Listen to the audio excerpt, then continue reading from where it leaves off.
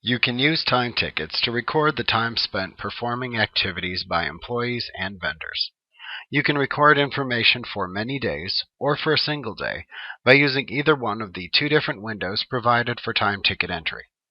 If you prefer to enter detailed notes about a single day, you may prefer to use the time tickets window. If you wish to enter activity for several days, then you may prefer to use the weekly timesheet window. Regardless of which window you enter data into, note that you can view time tickets that have been entered into one window through the other window as well. These windows simply provide two different views of the same time ticket data entered into the Peachtree Company file by the users. To enter a single time ticket, select Tasks from the menu bar, roll down to Time Expense, and then choose the Time Tickets command in order to open the Time Tickets window. To enter multiple time tickets into a weekly worksheet, select Tasks from the menu bar, roll down to Time Expense, and then choose Weekly Timesheet. Now in either window, you begin by selecting whether the time ticket that you will enter is for an employee or a vendor by choosing the desired option button. Then select the specific employee or vendor for whom you are recording the ticket by using the drop-down that appears below the option button. Next, if using the Weekly Timesheet view, ensure that you're viewing the correct week for time ticket entry.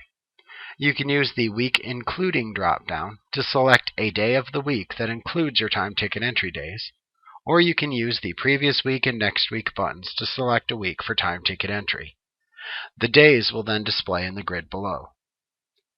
Next, you need to select the purpose of the time ticket entry from the To Be Applied drop-down that appears in the Time Tickets window. You can either select to a customer invoice, against a job, or as an administrative task. Note that this drop-down in the Time Tickets window corresponds to the same drop-down for Customer, Job, Administrative that appears within the Weekly Timesheet window. If you select either the Customer or Job options, use the Adjacent drop-down within either window to select the correct customer or job for which the ticket is being recorded.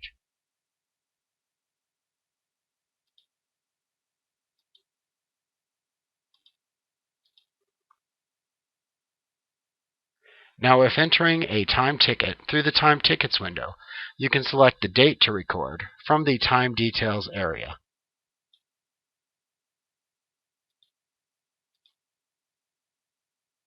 Next, in either window, enter the activity item that identifies the type of timed activity to be recorded.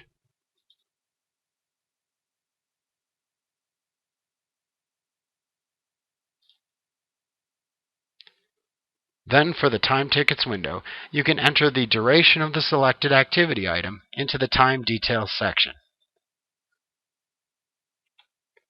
If using the Weekly Timesheet, note that you can enter the same durations into the boxes provided within each day shown.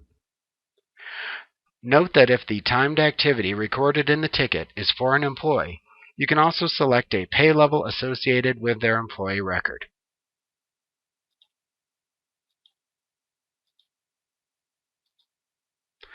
Note that the employee must be paid by time tickets when the employee record is created in order to accomplish this.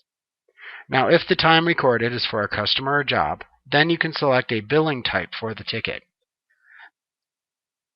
You can also choose a billable rate if needed for future customer billing. You can then set the billing status for the ticket. Now, when you're finished recording your time data, just click the Save button to save the time ticket.